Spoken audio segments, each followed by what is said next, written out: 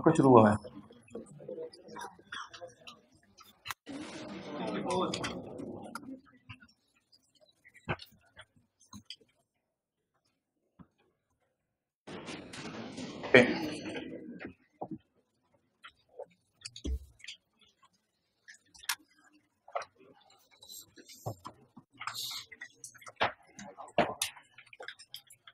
Page number 165, page number 165। भाई time पे आया करें, 9:20 टाइम होता है क्लास का। क्वेश्चन 45 कितने लोगों ने किया था? हो गया था। 77 के 5 के बाद अगर किया हो गया तो हो गया होगा, और अगर 77 का 5 के नीचे जो एग्जांपल दी हुई थी उसको इग्नोर करके किया तो फिर नहीं हुआ होगा। ओके, क्वेश्चन 44 तो हो गया था, इसमें कोई मसला नहीं है। क्वेश्चन 41, सिकंदर ने, भाई आप दूसरी क्लास से आए हो ना, एंड पे बैठो, देखो वो लोग भी मुश्किल से बैठे हुए हैं। आप, सिकंदर ने रीवैल्यू की है अपनी फैक्ट्री बिल्डिंग, हाइब्रिड में चले जाओ, आसानी से बैठ जाओगे। सिकंदर ने रीवैल्यू की है अपनी factory building in accordance with the international accounting standards, और उसने अकाउंटिंग डिफिशिएंट चार्ज की है रीवैल्यूड अमाउंट पे। यानी उसने पहले एसेट की फेयर वैल्यू को बढ़ाया है और बढ़ा के फिर उसने उसके ऊपर डिफिशिएंट रिकॉर्ड किया है। रीवैल्यूएशन की टैक्स वालों की नजर में इंप्लीकेशन क्या है, यानी टैक्स वाले क्या चाहते हैं, कैसे रीवैल्यू किया जाए। तो रीवैल्यूएशन की वजह से टैक्स वालों के क्या इंप्लीकेशंस होंगी, और उसके अलावा टैक्स वाले फिर अब डेप्रिसिएशन कैसे चार्ज करेंगे इसके ऊपर। तो मोहतरम उसके अंदर हमने जो है वो डिस्कशन की थी बिजनेस के चैप्टर में, पेज 126 पे, कि only real profits are taxable, gain arising on revaluation is not taxable. तो रीवैल्यूएशन का कोई इंपैक्ट नहीं होगा, और टैक्स वाले उसी तरह कॉस्ट में से डेप्रिसिएशन माइनस करेंगे और डब्ल्यूडीवी निकालेंगे, और हर साल डब्ल्यूडीवी को डेप्रिशिएट करेंगे या डब्ल्यूडीवी को फेयर वैल्यू पर लेके जाके डेप्रिशिएट करेंगे, हर साल डब्ल्यूडीवी को डेप्रिशिएट करेंगे। तो टैक्स वाले फेयर वैल्यू को नहीं मानते, तो there will be no tax consequences in respect of revaluation. Tax वाले रीवैल्यूएशन को नहीं मानते। इस तरह का जवाब देना था, जवाब देख लीजिएगा सोल्यूशन से। पॉइंट बी, शहबाज ने एक्वायर की एक मशीन अपनी फैक्ट्री के लिए, और मशीन के लिए लोन लिया यूएस डॉलर में। तो इसके लिए हमने सेक्शन 76 में पढ़ा था कि अगर आपने लोन लिया यूएस डॉलर में या किसी भी फॉरेन करेंसी में, तो सेक्शन 76 बताता था कि आपके एसेट की कॉस्ट कैसे निकलनी है। सेक्शन 76 का पॉइंट 5 लिख के आएंगे हम, if an asset is purchase with a loan from foreign currency. तो सेक्शन 76 का 5 भी लिखा है और सेक्शन 76 का 6 भी लिखा है। तो 76 का 5 और 6, ये दो पॉइंट्स उसने पूछे थे। 6 तो साथ लिखी आया करें, जब मैंने कहा था 5 मांगे तो।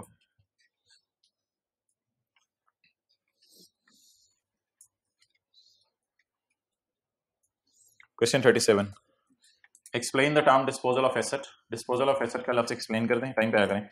As record in income tax ordinance 2001। भाई 9:20 पे आप क्लास के बाहर ना खड़े हुआ करें, 9:20 पे क्लास के अंदर आना होता है, बजाय कि 9:20 पे आप लोग क्लास के बाहर खड़े हैं और फिर बाद में आके सेटिंग हो रही है उधर कि मैंने कहाँ बैठना है। अच्छा, डिस्पोजल की मानी आपने बतानी है, तो डिस्पोजल सेक्शन 75 के अंदर दिया हुआ है। अब्दुल्ला कल से दरवाजे बंद कर दिया करें 9:20 पे सारे। 1, 2, 3, 3A और 4, ये सारे पॉइंट्स है वो आपने लिख के लाने। नेक्स्ट, अभी वेट करें आप, बाकियों को डिस्टर्ब ना करें जो पढ़ रहे हैं पहले से। क्वेश्चन नंबर 35 में वो बताता है, पूछता है कि इंटरटेनमेंट की लिमिट्स बताएं, वही जो सारी थी, फॉरेन कस्टमर, फॉरेन सप्लायर्स वगैरह पाकिस्तान में आए हैं। नेक्स्ट, इसके बाद क्वेश्चन नंबर 34, पहले 33 कर लें। In the income tax ordinance 2001, income tax ordinance 2001 में जो डिस्पोजल की टर्म है हैज अ वाइडर कोनोटेशन, यानी इसके बड़े ब्रॉड मीनिंग है देन सेल। सेल से बहुत आगे की चीज है, सेल से बहुत आगे की चीज है, बिकॉज इसमें शामिल है चीजों का तबादला, रिलिंक्विशमेंट और एक्सटिंग्विशमेंट। मुश्किल सा लफ्ज़ है लेकिन आगे सवाल आसान है। लिस्ट द सिचुएशंस, वो सिचुएशंस बताएं जब ओन्ड एसेट समझा जाएगा कि डिस्पोज्ड ऑफ हो गया है। Owned asset shall be assumed to have been disposed of. वो सिचुएशंस बताएं जब ओन्ड एसेट समझा जाएगा डिस्पोज ऑफ हो गया। तो सिचुएशंस वही थी सारी, 1, 2, 3, 3A, 4, सेक्शन 75 में। एक्सटिंग्विशमेंट और रिलिंक्विशमेंट कैंसिल के मानी में यूज होते हैं, जिससे सॉफ्टवेयर लाइसेंस वगैरह कैंसिल हो जाए। लेकिन ये दोनों लफ्ज मुश्किल तो थे, लेकिन आगे सवाल आसान था, और इन दोनों लफ्जों का सवाल के सोल्यूशन पे कोई इंपैक्ट नहीं होना था। तो डिस्पोजल के बस मानी पूछ रहे हैं वो। आजे question 34 point number B. Mister सॉलेट ने एक्वायर की है एक प्रोडक्शन मशीनरी। उसने एक मशीनरी एक्वायर की है by using a loan repayable in euro. उसने लोन लिया जो यूरो में वापस होना है। The loan is expressed in पाक रुपीज। अब उसने पाक रुपीज में इसको कन्वर्ट कर लिया अपनी अकाउंटिंग एंट्रीज में, and is repayable in 2 years time, और 2 साल बाद ये लोन वापस होना है। तो यूरो में लोन लेके इसने मशीन बाय की है। 20% हुकूमत की तरफ से इसको तोहफा भी मिला है, सब्सिडी। तो तोहफे के साथ लिखा नहीं हुआ कि ये तोहफा है यानी टैक्सेबल है या एग्जाम्प्ट है। तोहफे के साथ ये नहीं लिखा हुआ। तो पहला तो यूरो वाले जो है उसके लिए आप पॉइंट लिख के आएंगे सेक्शन 76 का 5 कि if an asset is purchased with a loan from foreign currency, तो ये करना है। तो ये यूरो वाला तो हो जाएगा सेक्शन 76 का 5। अच्छा जी, अगला सवाल पेपर पॉइंट ऑफ व्यू से बड़ा ही इंपॉर्टेंट है, ना सिर्फ इस सवाल के एतबार से बल्कि आने वाले हर सवाल के एतबार से, पेपर के लिए जो टिप्स एंड ट्रिक्स दी जाती हैं उस एतबार से। मिस्टर सॉलेट received 20% subsidy on such machinery from provincial government. उसे हुकूमत से 20% सब्सिडी मिली है। तो अगर सवाल साइलेंट हो तो मैंने क्या कहा था, सब्सिडी को टैक्सेबल एज्यूम। अब ये हद होती है, जब मर्जी आए हैं बैठे पे सारे डिस्टर्ब करें। फर्स्ट रो में अब्दुल्ला जरा नोट कर लें। अच्छा, सब्सिडी भाईजान आप भी उधर ही चले जाएं हाइब्रिड में, कितनी दफा मना किया पीछे देखने से। अच्छा यार, ये उनसे उमर भाई से पता करो ये ना मोबाइल के अंदर ये पिछले दोनों एक्सेस हो सकती हैं या नहीं, ताकि यहाँ से इसको खत्म ही करें, ये लोग पीछे देखते रहते हैं। अच्छा, तो अब सवाल ये है कि ये जो 20% सब्सिडी है इसके बारे में सवाल खामोश है कि ये टैक्सेबल है या एग्जाम्प्ट है। तो आप मुझे सवाल का जवाब दे दें कि मैं इसको टैक्सेबल एज्यूम करूं सवाल सॉल्व करते हुए या एग्जाम्प्ट। भाईजान इस पे चपेट पड़नी चाहिए आपको। न्यूमेरिकल सॉल्व नहीं हो रहा, न्यूमेरिकल सॉल्व करते हुए दोनों में से एक रास्ता अपनाना पड़ता है। ये थ्योरी का सवाल है, इसमें हम दोनों बातें करके आएंगे। हम बता के आएंगे अगर टैक्सेबल है तो ये कर दो, अगर एग्जाम्प्ट है तो ये कर दो। हमारा कौन सा न्यूमेरिकल है कि हमने दोनों में से एक ही काम करना है। तो जब थ्योरी का सवाल हो और सवाल साइलेंट हो तो दोनों बातें डिस्कस करके आया करें, दोनों साइड डिस्कस करके। अगर ये है तो ऐसा कर लो, अगर ये है तो ऐसा कर लो। इसलिए पूरा पॉइंट 10 लिख के आना पड़ेगा। सेक्शन 76 का 10 एग्जाम्प्ट वाला केस भी और टैक्सेबल वाला केस भी। माशाल्लाह माशाल्लाह, अभी भी आ रहे हैं लोग, अल्लाह अकबर, कितनी करेजियस लोग हैं दुनिया में। पॉइंट सी, ऑन 1 जुलाई 2015 तलहा ने यूज करना शुरू कर दिया उसका घर का कंप्यूटर बिजनेस के लिए। इसे परचेज कहेंगे बिजनेस के एंगल से या सेल? बिजनेस के एंगल से। परचेज कहेंगे या सेल? एक्विजिशन या डिस्पोजल? डिस्पोजल?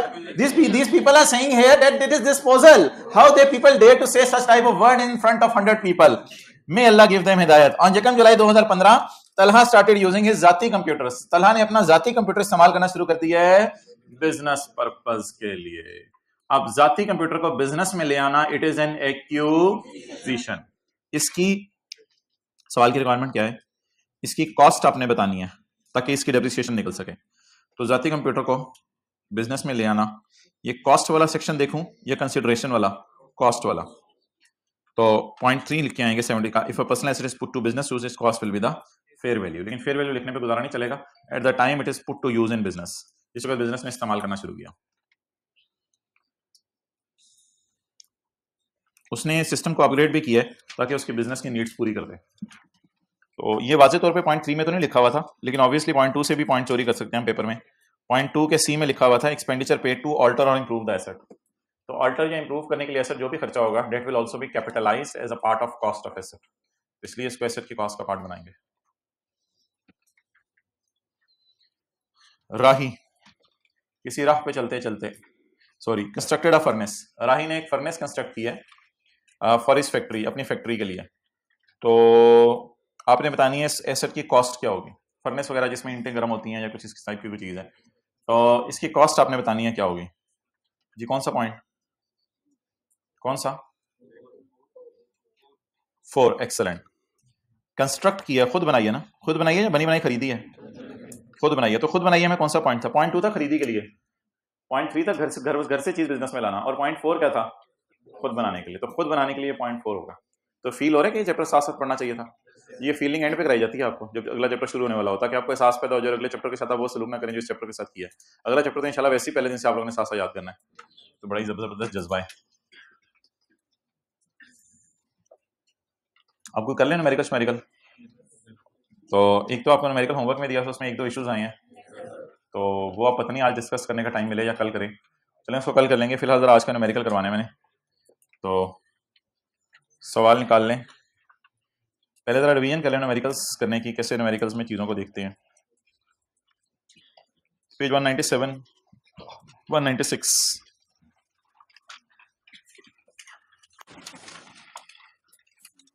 ओके,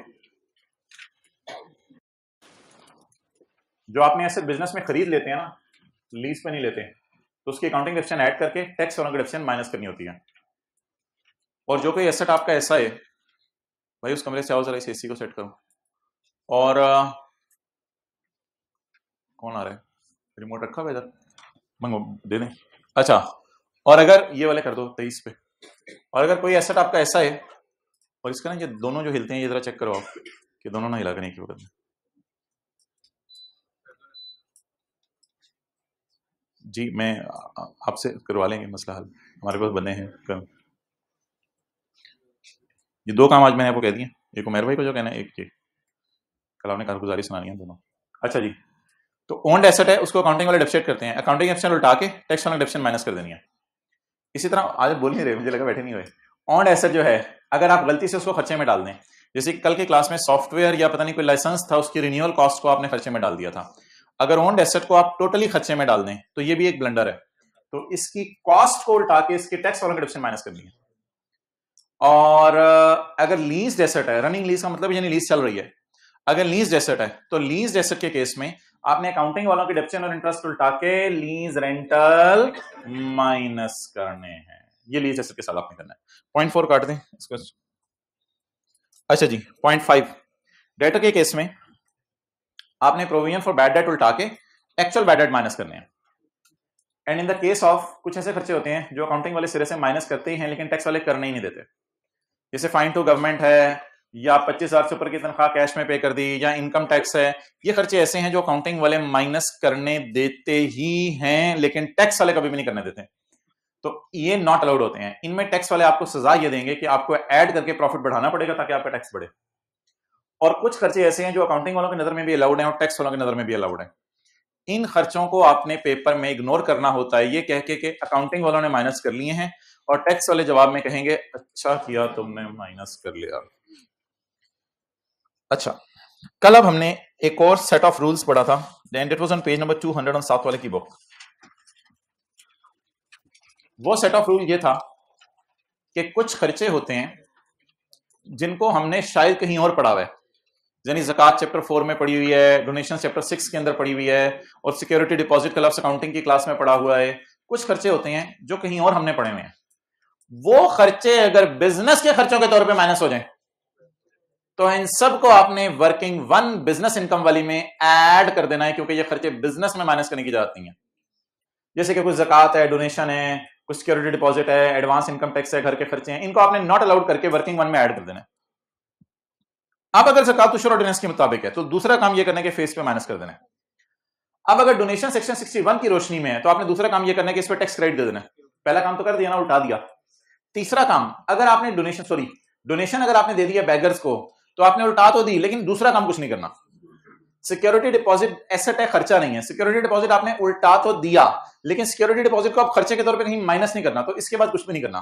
तो एक एक्शन करके दूसरा एक्शन कोई नहीं करना, आपने सिंगल एक्शन अप्रोच लगानी है 0.3 और 4 में, लेकिन 0.1 और 2 में डबल एक्शन करना है आपने। 0.5 में इनकम टैक्स अगर बिजनेस के खर्चों में चला गया गलती से, शर्त ये है सारी, amount strongly including expenses, business के खर्चों में चला गया अगर गलती से, तो उसको उल्टा के फेस पे आपने डबल एक्शन करना है और इसको माइनस कर देना है। और इसी तरह घर के खर्चे हैं, अगर आपने बिजनेस के खर्चों में डाल दिया तो इनको सिंपल उल्टाना है और कुछ नहीं करना। और जाते जाते हमने पढ़ा था कि कुछ इनकम्स ऐसी होती हैं जो प्रॉफिट तक पहुंचते हुए ऐड हो चुकी होती हैं, हालांकि वो हमने किसी और चैप्टर में पढ़ी हुई है। तो अगर बिजनेस के प्रॉफिट्स में capital gain income, property income, other source income पड़ी हुई है, तो स्टेप 1 इंक्लूडेड की हुई चीज को डिडक्ट करना है वर्किंग 1 में, बिजनेस की वर्किंग में। और दूसरा काम ये करना है कि इसको रिक्लासिफाई करना है और रिक्लासिफाई करके इसको रेलेवेंट हेड में ऐड कर देना। So that was it. That was it. Okay, so every guy should come on page 202, including your साथ वाला guy and including you yourself. Page 202 Mubashar नहीं आता था हमसायों का बेटा जो a resident individual तेरे सारी जानने वाले is engaged in the manufacturing of various consumer goods under the name and style Mubashar enterprise जो नाम है एतमाद का Mubashar full stop. The following information has been extracted from the financial statements for the year ended 30 June 2018. Sale आ रही है 30 million की और प्रॉफिट आ रहा है 25 लाख का. इस सवाल में दरमियान में क्या क्या हुआ देखें, हो रहा है थोड़ा थोड़ा, क्या क्या हुआ इसने हमें नहीं बताया कि दरमियान में क्या क्या हुआ, नहीं बताया ना दरमियान में क्या क्या हुआ. तो हालांकि जो पिछला सवाल था उसमें आप देखें दरमियान में बता रहा था क्या क्या हुआ, तो ये जो अभी सवाल में कराने लगा उसमें इसने सेल दे दी है और प्रॉफिट दे दिया, दरमियान में क्या हुआ नहीं बताया. लेकिन इससे कोई खास फर्क नहीं पड़ेगा शायद हमें, क्योंकि हमें आदत हो गई हुई है. अच्छा, ये सेल हो गई और ये क्या हो गया प्रॉफिट. हम सवाल स्टार्ट करेंगे प्रॉफिट से. निकालेंगे साथ वाले के रजिस्टर में सफा कोई फ्रेश सा, उसके सफे पे हाथ फेरें, फ्रेश सफे पे पहला सफा मुंह के लिए छोड़ दें और दूसरा सफा शुरू करें.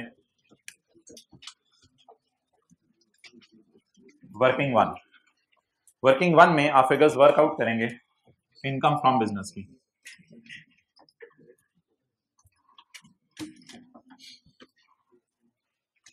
आपके अंदर ये जो शौक और जज्बा है ना, जब इधर लिखा जा रहा होता है आप रजिस्टर खोलते हैं फिर साथ साथ एडजस्टमेंट को समझ रहे होते हैं, ये जज्बा अगर घर के अंदर भी जाके आप जिंदा कर लेना, शौक से चीजें पढ़ रहे हो और रोजाना कर रहे हो तो कमाल हो जाए.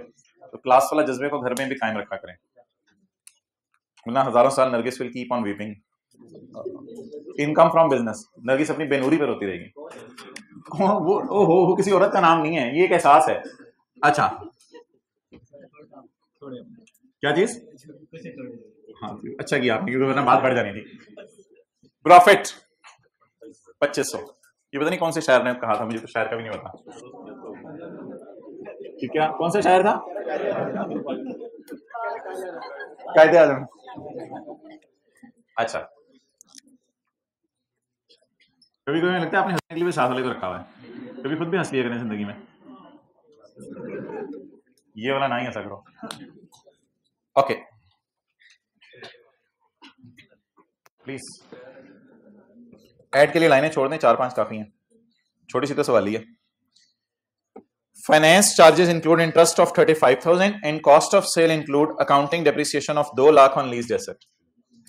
फाइनेंस चार्जेस में पड़ा है इंटरेस्ट और कॉस्ट ऑफ सेल में पड़ा है इंटरेस्ट. फाइनेंस चार्जेस में और कॉस्ट ऑफ सेल में, फाइनेंस चार्जेस में इंटरेस्ट पड़ा है लीज वालों का और कॉस्ट ऑफ सेल में डेप्रिसिएशन पड़ी है लीज वालों की. अब जब मैंने जाके नजर मारी तो मुझे यहां ना कॉस्ट ऑफ सेल नजर आई और ना फाइनेंस चार्जेस नजर आए, बल्कि यहां पे जो है वो मुझे सबज समंदर नजर आया.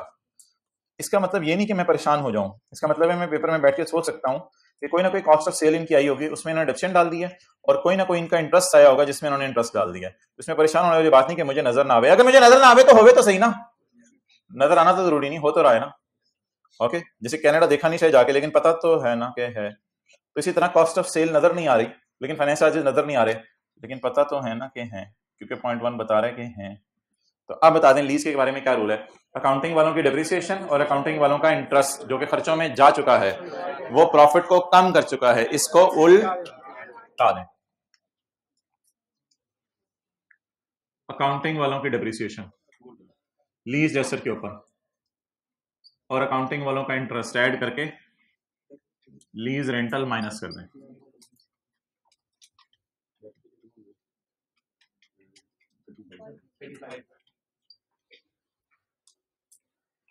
इसकी जगह वक्त आने पे लीज रेंटल माइनस कर देंगे और वक्त सबका आना है. भैया जब पहले दिन आए हो क्लास में, आप खड़े हो, आप मुझे पहले दफा नजर आए हो, नहीं आज से पिछले वाले भाई, आप पहले दफा नजर आए हो मुझे, आज पहले दिन आए हो.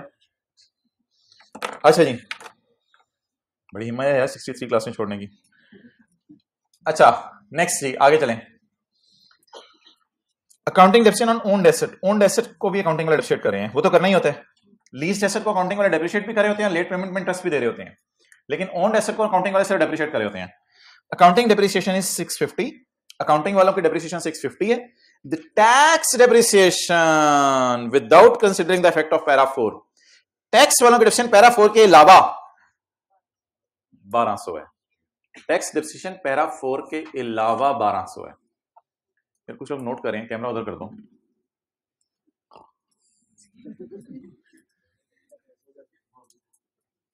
कर लिया नोट, ले आओ इधर। अच्छा जी, अकाउंटिंग वालों की डेप्रिसिएशन कितनी है ओन्ड एसेट की? 650। उसकी जगह टैक्स वाले कितना डेप्रिशिएट करने देंगे? ये ओन्ड एसेट की है। ओन्ड एसेट में अकाउंटिंग डेप्रिसिएशन उल्टा के टैक्स वाला डेप्रिसिएशन माइनस करनी होती है। 0.4 की कहते हैं टैक्स डेप्रिसिएशन मैं नहीं दे रहा, कोई वक्त आएगा तो हम देख लेंगे जी। अकाउंटिंग वालों की डेप्रिसिएशन उल्टा के टैक्स वालों की डेप्रिसिएशन माइनस कर ली 1200।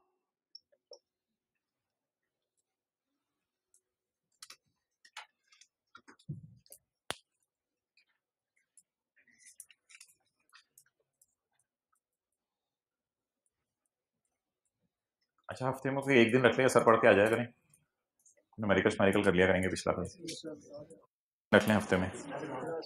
असर के बाद क्लास होती है, तुम क्लास में पढ़ाते हो लेते हो? हाँ, किस टाइम?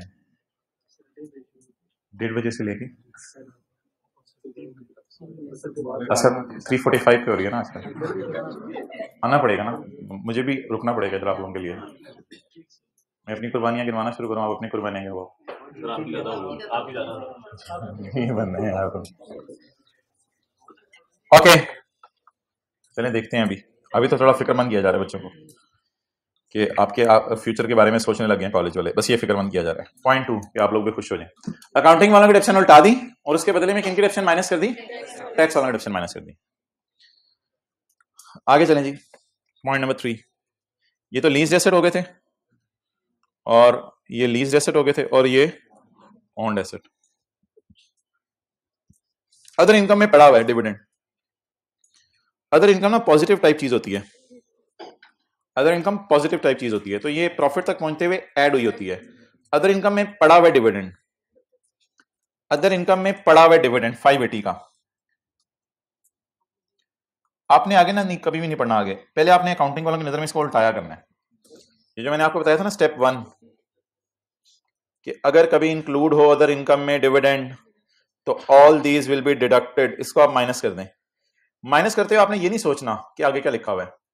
जिस लफ्ज के साथ लिखा होगा ना इंक्लूड, एग्जैक्ट उस लफ्ज को आपने माइनस कर देना। 580 शामिल है 2500 में, 580 शामिल है 2500 में, 580 शामिल है 2500 में। ये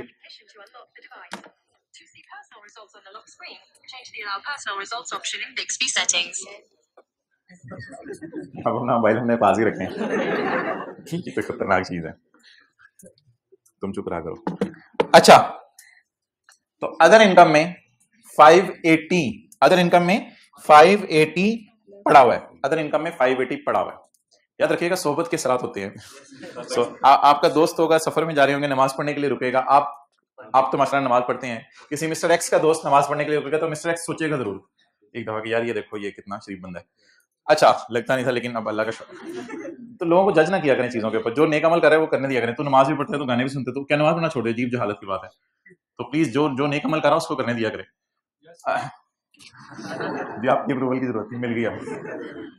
तो अब मोहतरम सवाल ये राइज होगा कि अदर इनकम में जो अमाउंट पड़ी है, मैंने कहा एग्जैक्ट उसको उसी अमाउंट से आपने माइनस कर देना है, उसमें आगे पढ़ना मना है।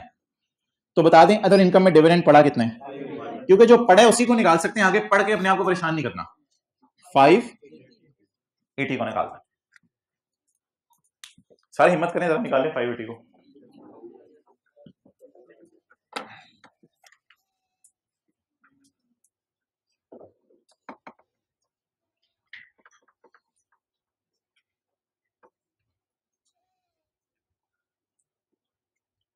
बहुत हैवी असरात होते हैं सोहबत के, बहुत हैवी। आहिस्ता आहिस्ता आहिस्ता आहिस्ता असरात पड़ते रहते हैं। नेक दोस्त होना बहुत बड़ी नेमत है। अच्छा जी, point number 3, point number 3, other income में डिविडेंड पड़ा हुआ है 580 का, जो कि रिसीव हुआ है एक लिस्टेड कंपनी से, डिविडेंड लिस्टेड से रिसीव हो या अनलिस्टेड से रिसीव हो या प्राइवेट से रिसीव हो या पब्लिक से रिसीव हो, dividend is 15% final tax regime. इससे कोई फर्क नहीं पड़ता कि डिविडेंड किससे मिला है, इसलिए इस बात को इग्नोर करें कि डिविडेंड लिस्टेड कंपनी से मिला है। इसका इस सवाल के सोल्यूशन पे कोई इंपैक्ट नहीं होगा। The 580 is net. 580 तक पहुंचे दो चीजें कट चुकी हैं, 15% टैक्स कट चुका है और ज़कात 1 लाख रुपए की कट चुकी है।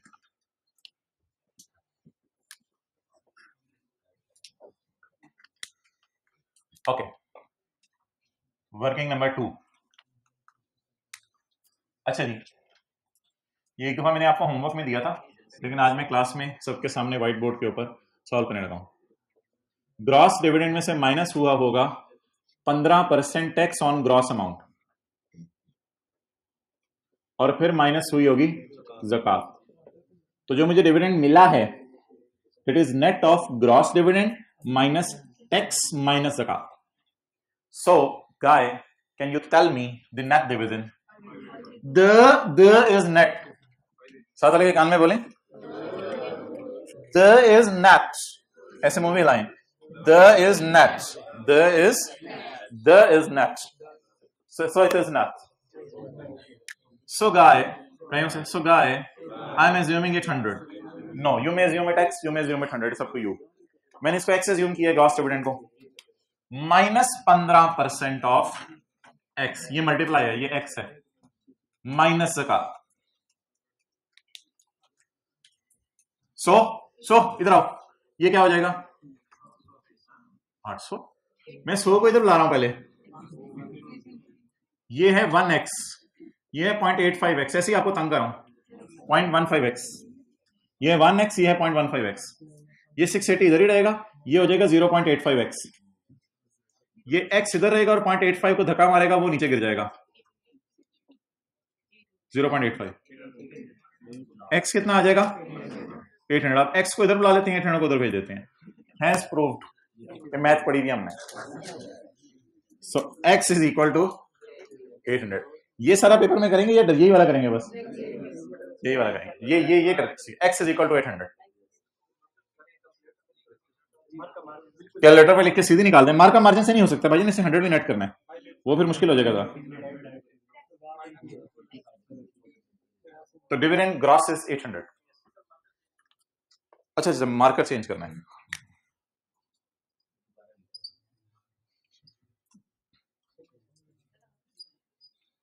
लास्ट में जाके बैठे ना, तो जहां पे बैठे हैं उनको सोच।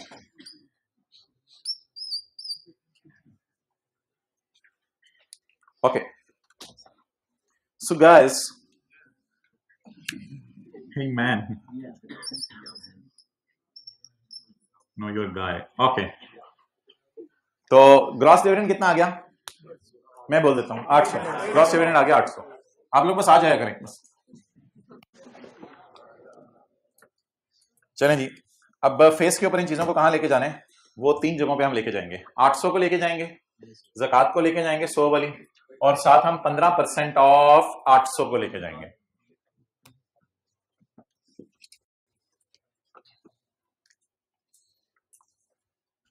अच्छा जी, अगली एडजस्टमेंट बड़ी मजे की है, आप समझ लें, इसी एडजस्टमेंट के लिए आपको घर से बुलाया था।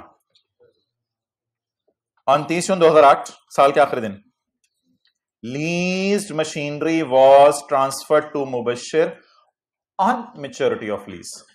Leased machinery was transferred to Mubashir on maturity of lease. Lease के मैच्योर होने पर यह मशीनरी मुबश्शिर को मिल गई, यानी इसका आसान तर्जमा यह है, मुबश्शिर परचेज्ड लीज्ड मशीन, इसका आसान तर्जमा यह है, मुबश्शिर ने लीज मशीन परचेज कर ली है, पहले लीज पे थी, अब उसने परचेज कर लिया। ये जो लीज मशीन परचेज की है ना, on maturity of lease purchase की है। तो अब हम जाते हैं सेक्शन 76 में, और उसमें जाकर पेज 151 पे जरा नजर मारते हैं। Asset acquired under lease, lease वाला एसेट अगर आप एक्वायर कर लें तो येलो वाला सिनेरियो है ऑन मैच्योरिटी, तो फिर आप रेजिडुअल वैल्यू को कॉस्ट लेंगे, और ग्रीन वाला सिनेरियो है बिफोर मैच्योरिटी, तो मैच्योरिटी के ऊपर आप जो है वो लें तो फिर रेजिडुअल वैल्यू को कॉस्ट लेंगे, और अगर आप बिफोर मैच्योरिटी लें तो फिर आप बार्गेन परचेज प्राइस को लेंगे। Now it doesn't depend upon you, it is being told by law. Law ने बता दिया है कि आपने ऐसी सूरत में कॉस्ट किसको लेने, रेजिडुअल वैल्यू को। पहली बात ये होगी। दूसरी बात,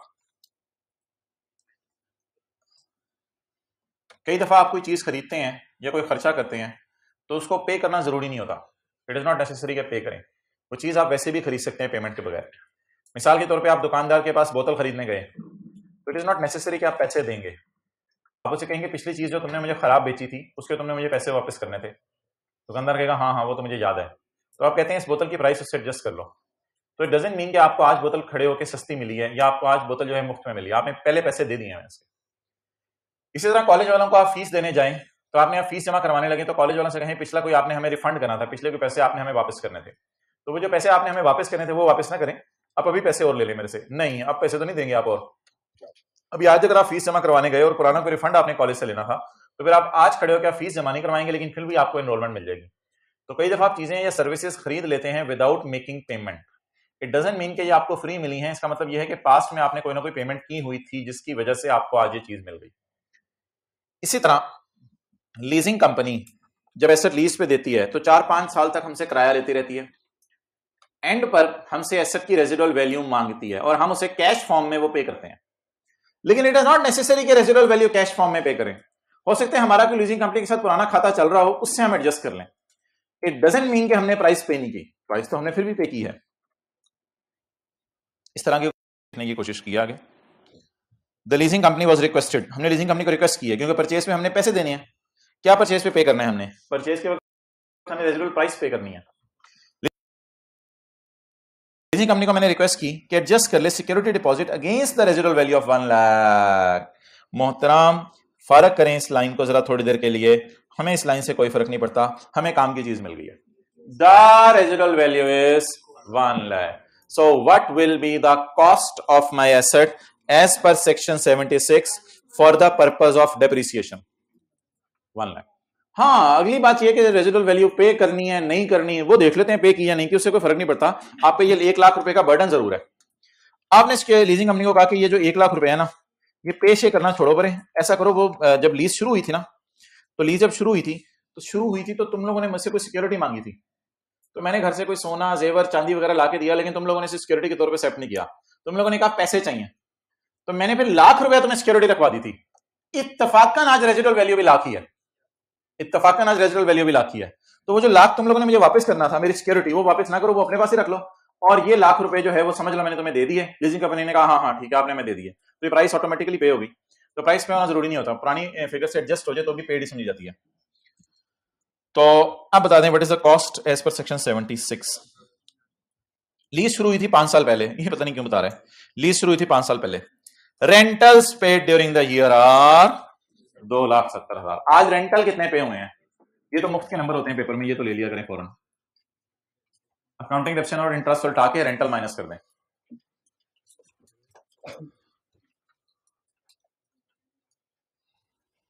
तो ये रेंटल पेड तो माइनस हो गई होगा, इसकी तो कोई टेंशन नहीं। अच्छा, अब इस सवाल में 2 कॉन्सेप्ट्स हैं। पहला कॉन्सेप्ट ये है कि आपने इस साल 30 जून 18 तक, यानी साल के आखिरी दिन तक, ये मशीन आपको ट्रांसफर नहीं हुई थी, बल्कि 29 जून 2018 को किसी ने आपसे आके पूछा था, तो आपने कहा था ये किराए की मशीन है मैं इसका किराया दे रहा हूं। 28 जून को भी आपने किसी को यही कहा होगा किराए की मशीन है मैं किराया दे रहा हूं। तो हमारे इस पूरे साल का किराया टैक्स वालों ने आपसे मांगा होगा, लेसर ने आपसे मांगा होगा, वो किराया टैक्स वालों की नजर में खर्चा है। अकाउंटिंग वालों की डेप्रिसिएशन और इंटरेस्ट रिकॉर्ड हो चुकी होगी, उसकी जगह टैक्स वाले आपको क्या माइनस करने देंगे? रेंटल। ये तो वो हो गया जो 30 जून की शाम 5 बजे तक आप मशीन इस्तेमाल करके रेंट पे किया। 5:10 पे आपने बैंक को कहा कि 5:30 बजे बैंक बंद हो जाने, मुझे सोच लेने दो, शायद ये मैं मशीन खरीद लूं। तो 10-15 मिनट आपने सोच के 5:15 बजे कहा कि I want to buy this machine. Bank ने कहा ठीक है मशीन आप ले लो। आपने कहा कितने पैसे? बैंक ने कहा रेजिडुअल वैल्यू उसकी लाख रुपए पे कर दो। आपने कहा वो मेरा लाख रुपए तुम्हारे पास पहले ही पड़ा हुआ है। बैंक ने कहा चलो ठीक है पे करने की जरूरत नहीं। अब आप 2,70,000 तो रेंट पे करेंगे इस साल का, इन एडिशन टू 2,70,000 आप 1 लाख और पे करेंगे, एंड दैट विल बी, छोड़ो पूरे, एंड दैट विल बी 2,70,000 आप ये पे करेंगे और 1,00,000 रुपए आप एसेट की प्राइस पे करेंगे. That will B cost for the purpose of depreciation. अब सवाल ये होगा शाम 5 बजे जब आप कॉस्ट एसेट की पे कर रहे होंगे, 29 जून या 30 जून तक तो आप इसको काय पे इस्तेमाल करते रहे, ट्रांसफर तो 30 जून को हुआ आपके नाम. तो जब आप शाम 5:10 पर इस एसेट को बाय करेंगे तो एक सवाल राइज होगा कि 5:10 पे जब आप इस एसेट को बाय करेंगे तो क्या ये आपका ओन्ड एसेट है या स्टिल लीज्ड एसेट है. और अब आप इस मशीन को चलाएंगे शाम 5 बजे से लेकर रात 12 बजे तक. कंपनीज में तो डबल शिफ्टें चल रही होती हैं. आप रात 12 बजे तक इस मशीन को चलाएंगे तो क्या 6-7 घंटे की डेप्रिसिएशन इस साल चार्ज करें या 2019 के न्यूमेरिकल का वेट करें, वहां से डेप्रिसिएशन चार्ज करना शुरू करें? इसी साल चार्ज कर दें, क्योंकि ये इंटेंजिबल्स की तरह नहीं है कि इनटू 1 डिवाइडेड बाय 365 के चक्कर में पढ़ें. इस चक्कर में पढ़ने की जरूरत नहीं. सेक्शन 22 की रोशनी में मशीन को फुल ईयर डेप्रिशिएट किया जाएगा in the year of purchase. अब सवाल है कि ये मशीन है तो इनिशियल अलाउंस रिकॉर्ड होगा नहीं होगा, ये अगली बहस. एडप्शन की बात मैंने आपसे कर ली. इनिशियल अलाउंस रिकॉर्ड होगा या नहीं होगा? नहीं होगा, क्योंकि आप इस मशीन को 5 साल से खुद ही यूज कर रहे हैं, तो आपने यूज करके खुद पुराना कर दिया, तो अब ये ओन्ड एसेट सेकंड हैंड है, it is not a new asset. तो इसलिए इनिशियल अलाउंस वाली बात तो वैसी 5 होगी. अब रेट है बिल्डिंग के लिए 10, कंप्यूटर के लिए 30, बाकी सबके लिए 15%. अभी तक जो मैंने व्हाइट बोर्ड पर लिखा है वो पिछली क्लासों वाला लिखा है. 30 जून की शाम 5 बजे तक जो हुआ था उसकी अकाउंटिंग मैंने पुरानी वाली करके आपको दिखा दी है. अकाउंटिंग डेप्शन इंटरेस्ट उल्टा दिया है और रेंटल क्या कर दिए हैं, माइनस कर दिए हैं, क्योंकि ये मशीन आपने किराए पे ली हुई थी. पूरे 365 दिन आप किराए पे चलाते रहे. 365वें दिन को शाम 5 बजे आपने 6-7 घंटे के लिए एसेट को खरीद लिया है और अगले सालों में भी अभी आपका ही एसेट है. अब आप रेंट पे करना बंद कर देंगे. तो सवाल यह है कि हमारे साल डेप्रिशिएट हो या ना हो. तो जवाब उसका यह है कि 6-7 घंटे जितना भी इस्तेमाल हुआ इसको हम डेप्रिशिएट करेंगे. Full year डेप्शन the year of purchase. जब हम ये एडजस्टमेंट कर रहे थे तो यहां लिखा था इस टैक्स डेप्रिसिएशन में 0.4 की टैक्स सेक्शन शामिल नहीं है, तो हम अब शामिल कर देते हैं, कोई मसला नहीं. टैक्स वालों की डेप्रिसिएशन मशीन के ऊपर, what is cost, what is rate of depreciation. Building के लिए 10, कंप्यूटर के लिए 30, बाकी सबके लिए 15. पिछले 15 मिनट की बहस मेरी खत्म हुई और मैंने 100 पर 15% लगाया इतनी लंबी बात करने के बाद. इंटेंजिबल होता तो इनटू 1 डिवाइडेड बाय 365.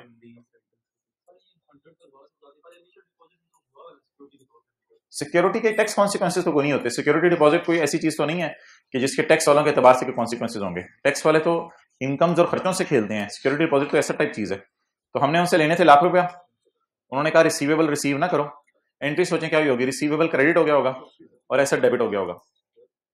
हाँ, लाख रुपया रिसीवेबल था ना, सिक्योरिटी डिपॉजिट है, तो लाख रुपया रिसीवेबल था, वो रिसीवेबल क्रेडिट हो गया होगा और एसेट खरीद लिया हमने 100 रुपए देके, तो एसेट डेबिट हो गया होगा. तो मैं सिर्फ कह रहा हूँ कि जो एसेट डेबिट हुआ है 100 रुपए से, उसको आप किताबों में रिकॉर्ड कर लें. हाँ, आप लीज रेंटल नहीं देने, अल्लाह का शुक्र है अगले साल से रेंटल नहीं देंगे आप. 30 जून को आपने ये खरीदा ना, 30 जून को खरीदा तो 29 जून तक रेंटल देने हैं, तो दे रेंटल 364 दिन के, बल्कि 65वें दिन का भी दे दें. शाम 5 बजे आप गए हैं लेने के लिए, इस साल के रेंटल माफ तो नहीं हो जाएगा. वो हमारे चाचे के पुत्र हैं, तो चाचे के पुत्र भी होते तो आजकल तो वो लिफ्ट नहीं कराते, चाचे के पुत्र करवाते हैं माशाल्लाह. अच्छे. मैं तो वैसे कह रहा हूँ, इथोपिया की बात कर.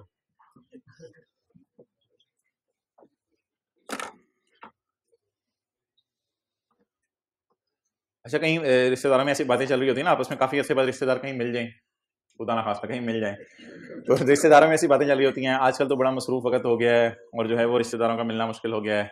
तो रिश्तेदार भी एक दूसरे को कह रहे होते हैं जवाब में, हाँ आपको पता है आजकल कितनी मसरूफियत है.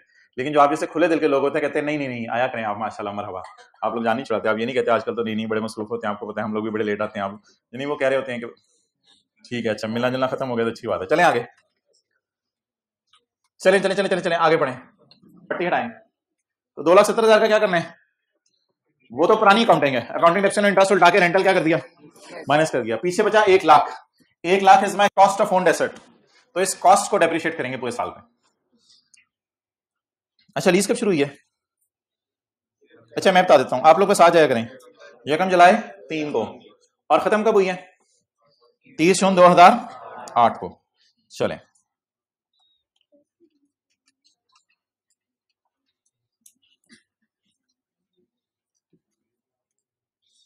जी मोहतरम, लीज कब शुरू हुई? ये साल कौन सा बनता है? 2000. यार आज मारने दो, आज मजा आएगा, आज मारने दो. कौन था 3 वाला? पिछले डेस्क वाले, पीछे वाले तो अब आगे भेजना शुरू करो यार। कौन था 3 से? आज बताओ कौन था? नहीं बताओ कौन था, सीरियस बताओ। यही था ना 2003, इसने बोला ना? हाँ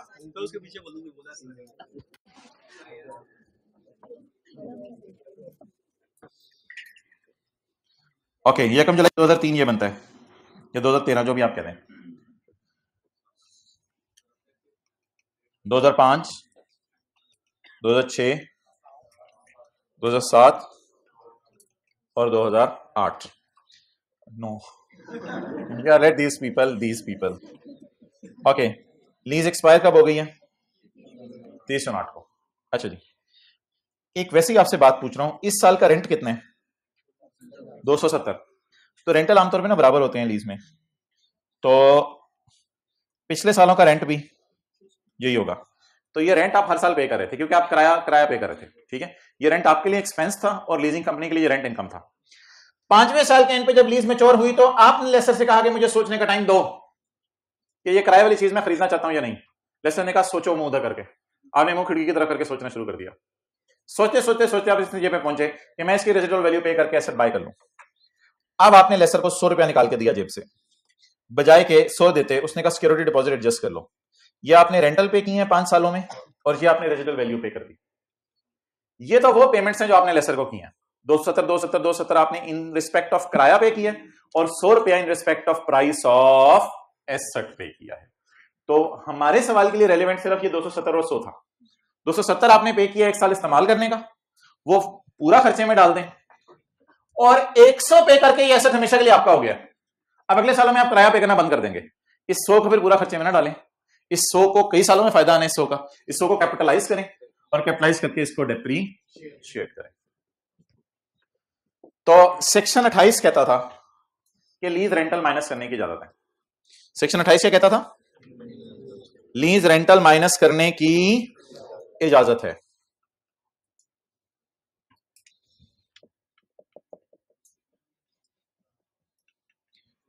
सेक्शन 28 कहता था कि लीज रेंटल माइनस करने की इजाजत है, कहता था lease rental paid by the person to a bank. Section 28 से कहता था।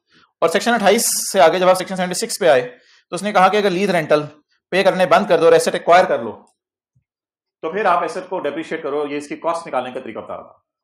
ये है सारी एडजस्टमेंट के टैक्स कॉन्सिक्वेंसेस। अब सवाल के अंदर वो कुछ डाटा दे रहा है, देखते हैं उसका क्या करना है। पहली पट्टी हटाते हैं।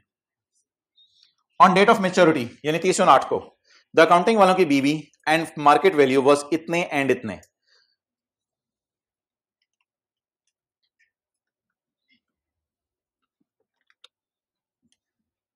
बीवी अकाउंटिंग वालों की 590 इस दिन की, और मार्केट वैल्यू 3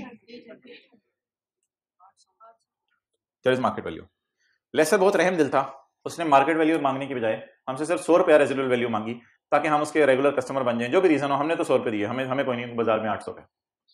अच्छा, ये एसेट जब लीज शुरू हुई थी और 1 जुलाई 2003, 5 साल पहले, तो कॉस्ट वाज 1200।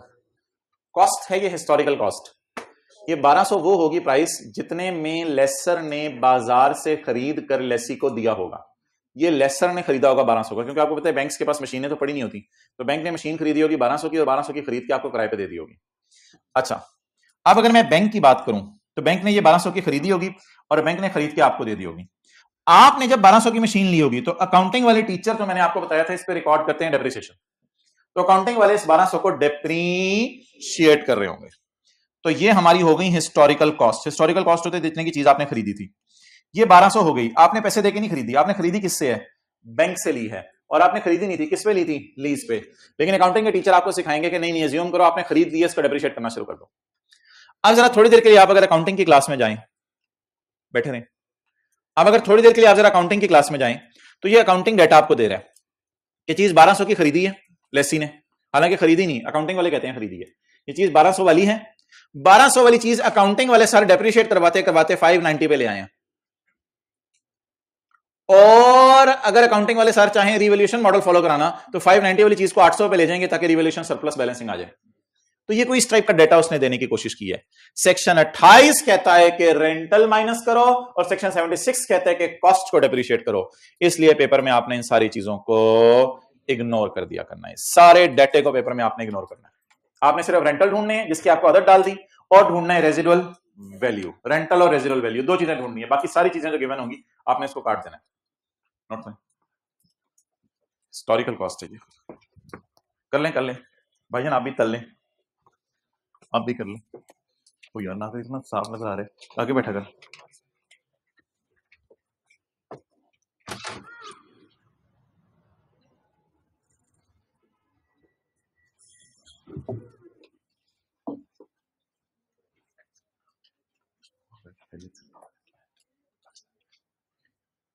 ये बातों की बातें आ रही हैं अब्दुल्ला। और कोई खैरियत से? आपका दोस्त किधर है? ठीक है, नहीं हाँ वो, और दूसरा तीसरा इधर कौन लेट आया था? फर्स्ट फॉर्म तो कोई तरीका नहीं, आधा घंटा पहले निकल आया। करो ना, पढ़ाई करो। हाँ ज्यादा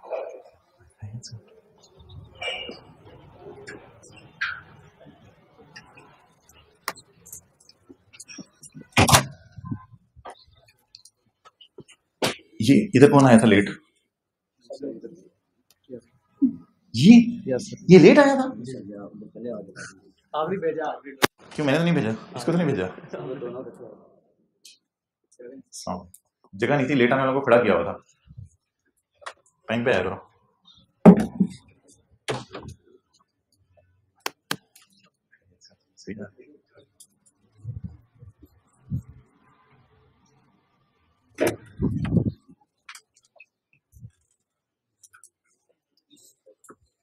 छोड़ दो इसको कंधे।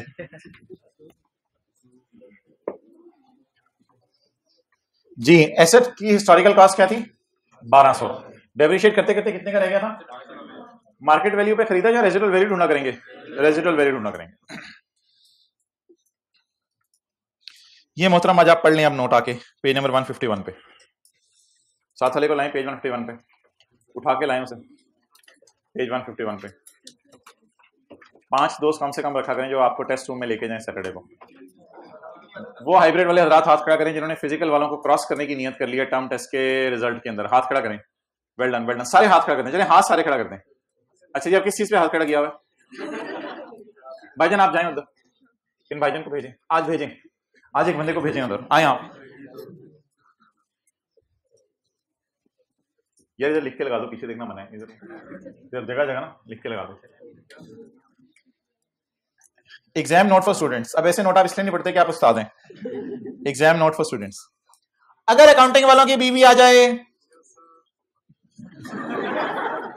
अगर अकाउंटिंग वालों की WDV आ जाए पेपर में, या फेयर वैल्यू आ जाए, पहले कभी नहीं बोले थे तुम, are given in question, then ignore. आपने लिफ्ट नहीं करानी, देन इग्नोर देम, उनको इग्नोर कर दें। And the 1 hour search for leg piece in biryani, the 1 hour search for residual value paid. Residual value को ढूंढें आप, और अगर लीज की मैच्योरिटी से पहले खरीद लिए तो फिर बार्गेन परचेज प्राइस को ढूंढें, बट ढूंढें जरूर। अगर एक एसेट परचेज कर लें एट और before expiry of lease, initial allowance will never be calculated. Initial allowance आपने कभी भी नहीं निकालना, क्योंकि वो आपने खुद ही सेकंड हैंड कर दिया।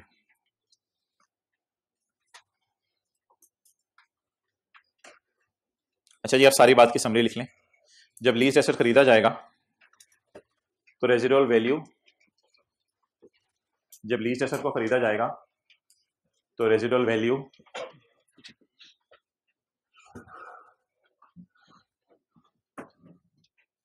जब लीज एसेट को खरीदा जाएगा तो रेजिडुअल वैल्यू या बार्गेन परचेज प्राइस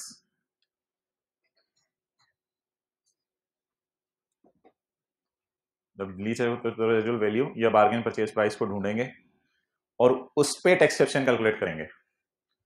तो रेजिडुअल वैल्यू या बार्गेन परचेज प्राइस को ढूंढेंगे और उस पर टैक्स वालों का डिडक्शन कैलकुलेट करेंगे।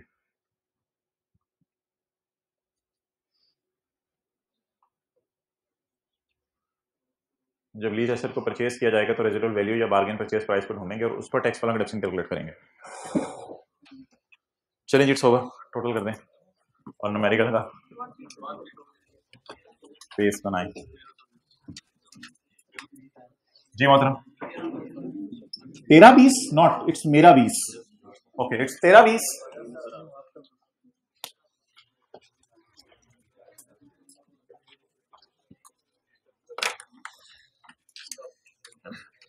ओके, अब न्यूमेरिकल के मुंह पे आ जाएं। न्यूमेरिकल के फॉर्मेट का मुंह,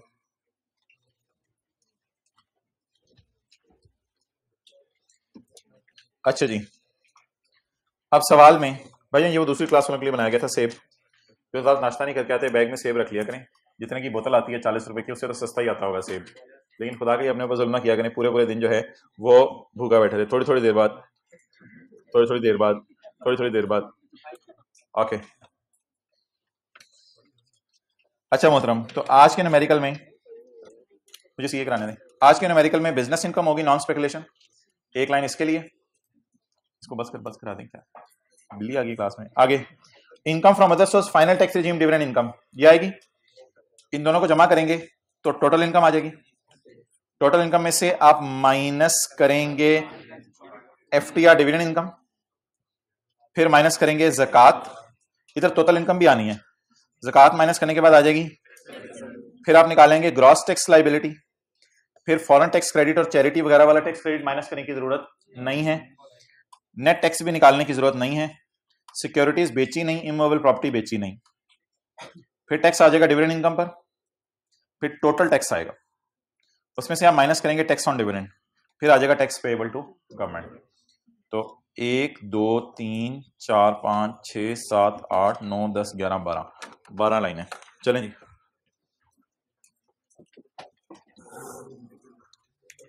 mister Mubashir, income and tax thereon, ये खुद ही लिख लें, income and tax thereon, tax year 2008। चलें जी, let's start. Income from business, working one से जी 13-20। आगे लिखें income from other source, income from other source, final tax regime, dividend income. Gross उठाओ, नेट ग्रॉस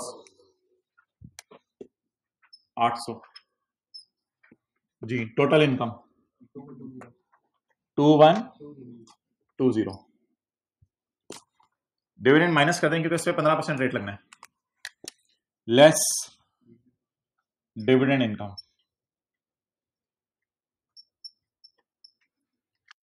जी। आ जाके टोटल इनकम वही आ गई, इसमें से माइनस कर दें ज़कात,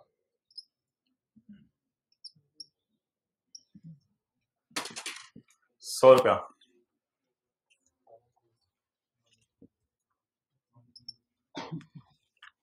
जी।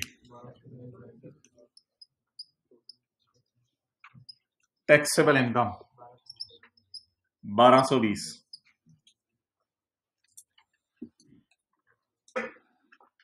1220 पे लगाएं 75%। अगर कोई क्लास में पूछ रहे हैं ना कि 75% कौन सा कहां सवाल में दिया है क्या, उसको लाइब्रेरी में ना छोड़ गए, उसे बाहर मोटरसाइकिल के पास छोड़ें। इंटू 75%, तो और फिर उसे कंपेयर करें सैलरी से, तो सैलरी 0 है तो सैलरी कम, तो टेबल 1। तो टेबल 1 60,000 जमा 17.5% ऑफ 20,000, 63500 1220 पे सेक्स टैक्स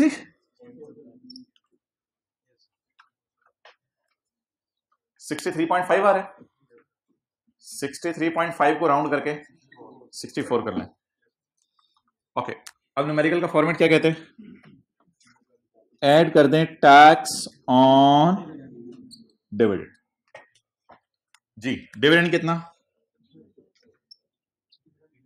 8 लाख जरा 15%, वो तो निकला नहीं हुआ वर्किंग टू में, खुद करना पड़ेगा। 8 लाख जरा 15%, 120। 120 जमा 64, 184। Less tax already deducted on dividend, deduct tax already deducted on dividend, कितना 120। पेबल टू शहबाज शरीफ 64, इसके साथ लिख लें पेबल टू गवर्नमेंट।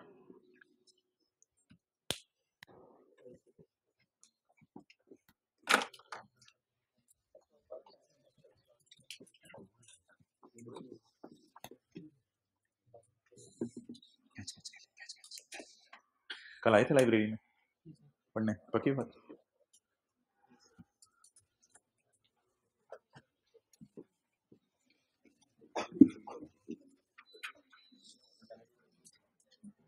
क्या चीज? वाई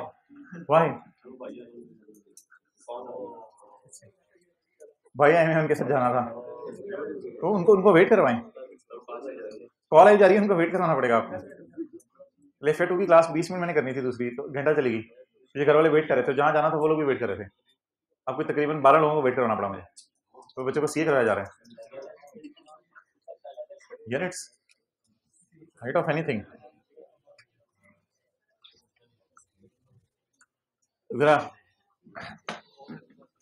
अच्छा जी आगे चलें।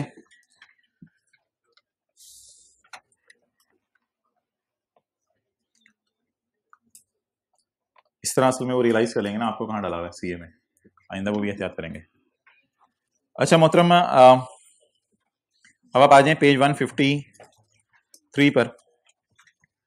153 पेज 153 पे आके ना ये जरा दोबारा नोट कर लें। पेज 153 का जहां 153 लिखा हुआ है ना वहां पे ये दोबारा नोट कर लें, जल्दी जल्दी। अभी क्विक। कॉस्ट कितनी थी? Cost 1200, rental 270 270 270, residual value 100। जल्दी जल्दी एक आधा मिनट लगाएं, जरूर है, नोट करना मस्ट है। Page number 153। जी भाई मेरे से बात करनी है, आ जाओ। माइक ऑफ कर दूं या ऑन रहने दो? ऑफ करा दो।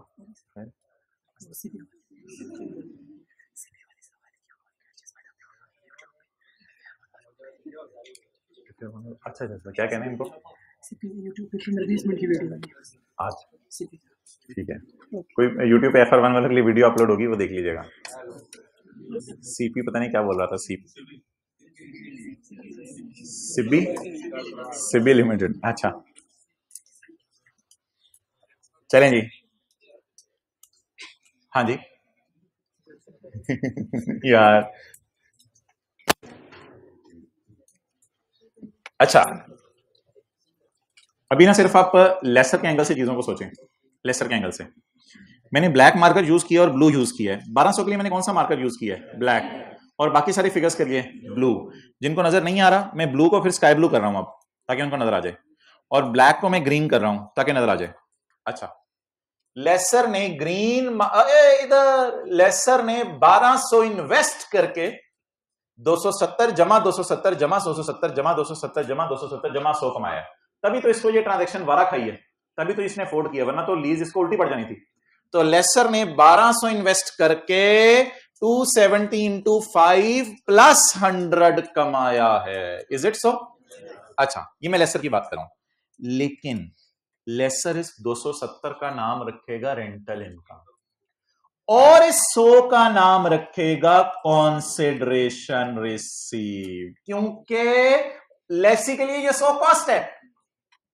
तो for lessor this 100 is, lessee कह रहे मैंने 100 का खरीदा, तो लेसर कह रहे मैंने 100 का, तो फिर 270 क्या है हर साल वाला? Rental income. वो लेसर की रेंटल इनकम है, तो ये रेंटल की लेसर की रेंटल इनकम है 270 वाली, और 100 रुपए लेसर की प्राइस है जो एसेट को बेच के आई है। तो इस 100 के साथ लिखें consideration received in books of lessor. Lessor के लिए ये 100 कंसिडरेशन है, क्योंकि हम लेसी के लिए ये 100 क्या थी? मैं बताता हूं, कॉस्ट। शुक्रिया। लेसर के लिए ये 100 सेल प्राइस है, क्योंकि हमारे लिए ये 100 क्या थी? कॉस्ट।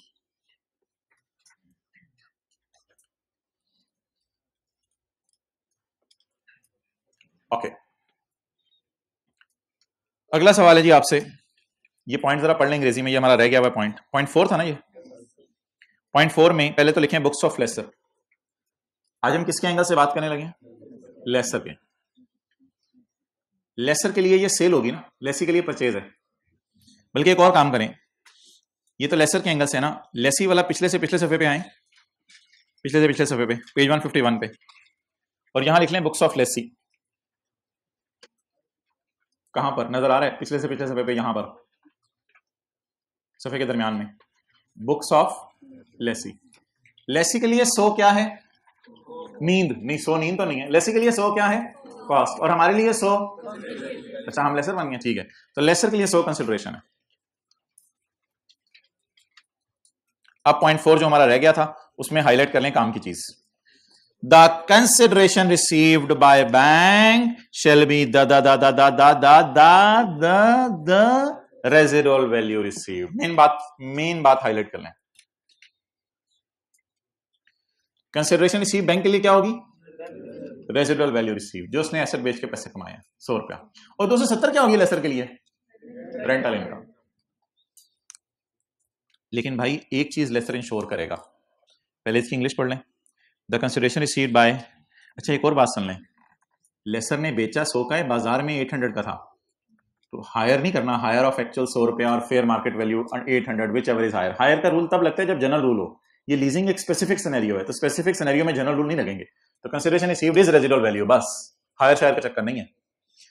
तो consideration received by a bank for an asset leased by a bank to another person shall be assumed to be the residual value received on maturity of lease. Another person से मुराद इधर कौन है? मुबशर। मुबशर से जो पैसे आए हैं 100 रुपया, that will be the consideration for bank and 100 रुपया will be the cost for Mubashar. अगली बात ना उसने ऐसी की जो ऑब्वियस सी थी, वो बात उसने ये की कि स्काई ब्लू वाली फिगर्स जरा देखें, स्काई ब्लू वाली figures should be greater then green वाली, तभी तो लेसर को लीज वारा खाएगी, वरना तो लेसर को लीज वारा। तो अगली बात उसने ये की है जो मैं अभी आपको नोट करने दूंगा, residual value plus amount realise during lease 270 into 5 should be greater than 1200. Clear? What is residual value? So, what is amount realized during the lease? 270 into 5 should be greater than, इसको इधर भी green में रख लेते हैं, should be greater than, check करें greater आ रहा है, इसका टोटल 1450 आ रहा है और इसका टोटल 1200 आ रहा है, ये नोट कर लें।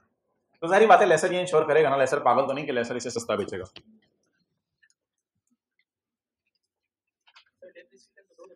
नहीं, डेप्रिसिएशन तो मैं लेसर की बातें आज कर रहा हूँ। लेसर तो डेप्रिशिएट करे या ना करे ये अलग डिस्कशन है। लेसर की तो न्यूमेरिकल हमारे सिलेबस में नहीं, हमारे तो हम सिर्फ किसके न्यूमेरिकल हमारे सिलेबस में है? लेसी के। बस लेसर को अगर थोड़ी सी अकल है तो 1200 रुपए उसने डाले हैं तो कम से कम उससे ज्यादा पैसे कमाए। ये शायद लेसर का आउटफ्लो है 1200 का उसने बाजार से एसेट खरीदा है, 1450 उससे कमा लिया उसने। इसका मतलब ये डील उसे वारा खाई है, आ गया उसको। तो लेसर को ये इंश्योर करना चाहिए कि 1200 should be greater than residual value plus amount realise during the lease. Lessor को ये इंश्योर करना चाहिए। अच्छा sorry, residual value plus amount realise should be greater than cost, कुछ और बोल दिया था। चलें जी पढ़ें, लेसर को क्या इंश्योर करना चाहिए? लेसर को यह इंश्योर करना चाहिए the condition is that residual value 100 plus amount realise during the term of lease, कितना था? 270 into 5 1350 is not less, not less को कर लें greater, is greater than original cost. Original cost किसी को पता हो क्या है? 1200।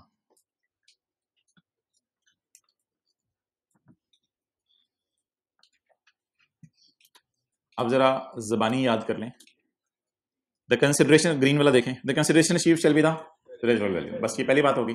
दूसरी बात, the condition is that residual value plus amount realise during the should be greater than original. Original cost में मतलब लिख लें हिस्टोरिकल कॉस्ट 1200, जितने का उसने एसेट खरीदा था।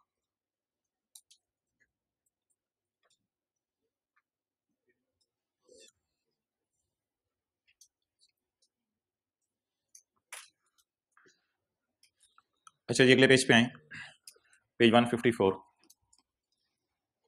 पेज 154।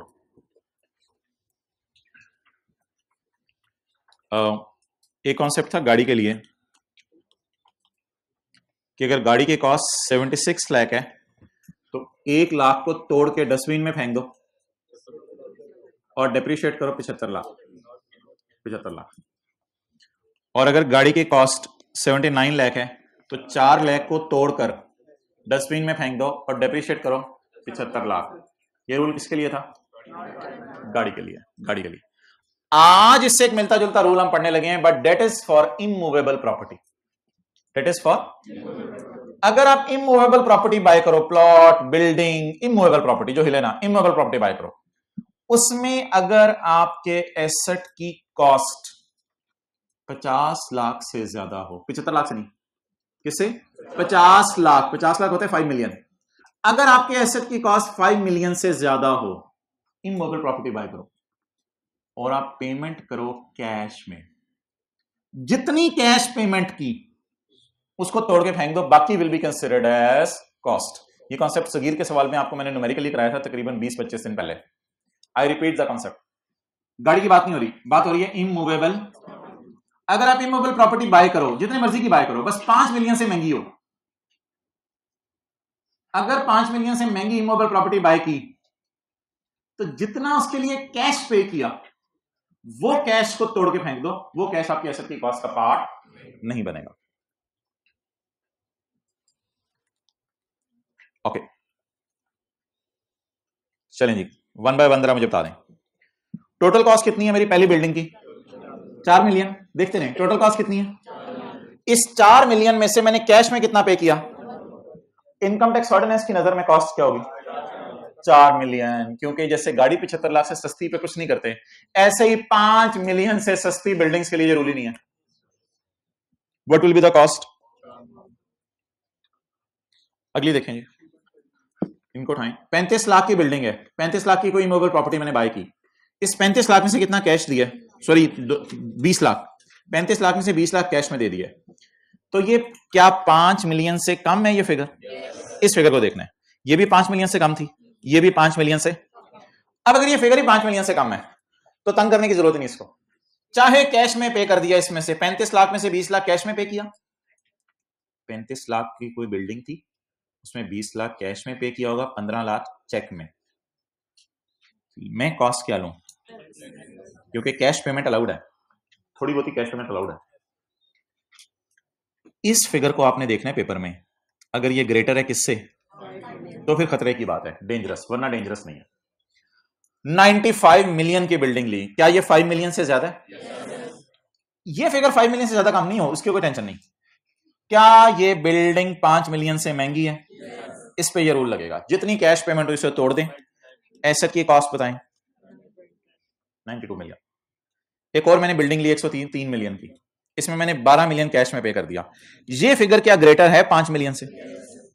अगर ये फिगर्स ग्रेटर हैं 5 मिलियन से तो आपने रूल लगाना है, इसलिए रूल यहां और यहां नहीं लगना, और इन दोनों में रूल बताएं कितना कैश पे हुआ बिल्डिंग की कॉस्ट।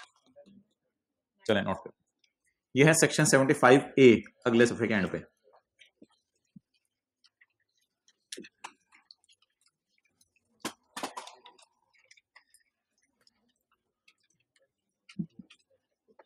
सेवेंटी फाइव ए,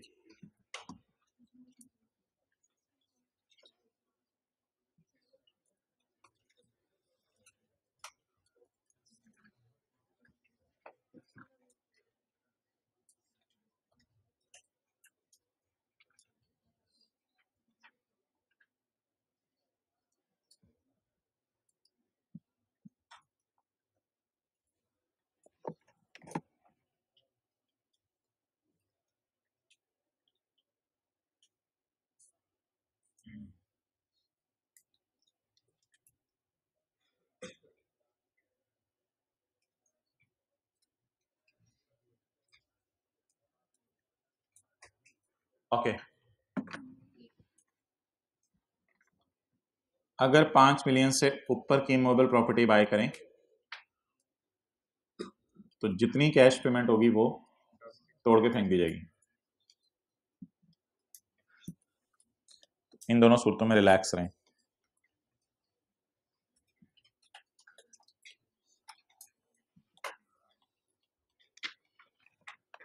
क्योंकि 5 मिलियन से सस्ती है। ये सिर्फ इमूवेबल प्रॉपर्टी के लिए, चाहे बिजनेस के लिए हो चाहे घर के लिए हो, जहां जो मर्जी हो, इमूवेबल प्रॉपर्टी के लिए रूल है, जो मूव नहीं करती। देखें जी, नोट करे थे कितने साल लगाएंगे। पेज 154, अगर एक इमूवेबल प्रॉपर्टी जिसकी फेयर वैल्यू किससे ज्यादा हो इस परचेज देन कैश में पे कर दें, then it will have the following सजा। सजा ये होगी, जुर्म क्या है, कैश में पे किया, सजा such amount shall not be assumed as cost for computing any gain और लॉस ऑन डिस्पोजल। जब भी बिकेगी तो गेन लॉस निकालते हुए इसको कॉस्ट का पार्ट नहीं बनाना, यानी इतनी कॉस्ट तोड़ दी जाएगी। Such amount shall not be considered as cost. अच्छा, ये पॉइंट 2 इंशाल्लाह कल पढ़ेंगे। सवाल पढ़ें। 15 जनवरी 21 को मिस्टर ए ने बेच दिया है कराची वाला घर 15 मिलियन में। ये कैपिटल गेन के चैप्टर में हम पहुंच गए हैं। घर बेच दिया कराची वाला 15 मिलियन में। कंसिडरेशन को यहां कुछ नहीं करना, कंसिडरेशन को यहां कुछ नहीं करना, तोड़ना किसको है, सिर्फ कॉस्ट को। He had purchase this house for 19 million. 19 million के साथ लिखें ग्रेटर देन 5 मिलियन।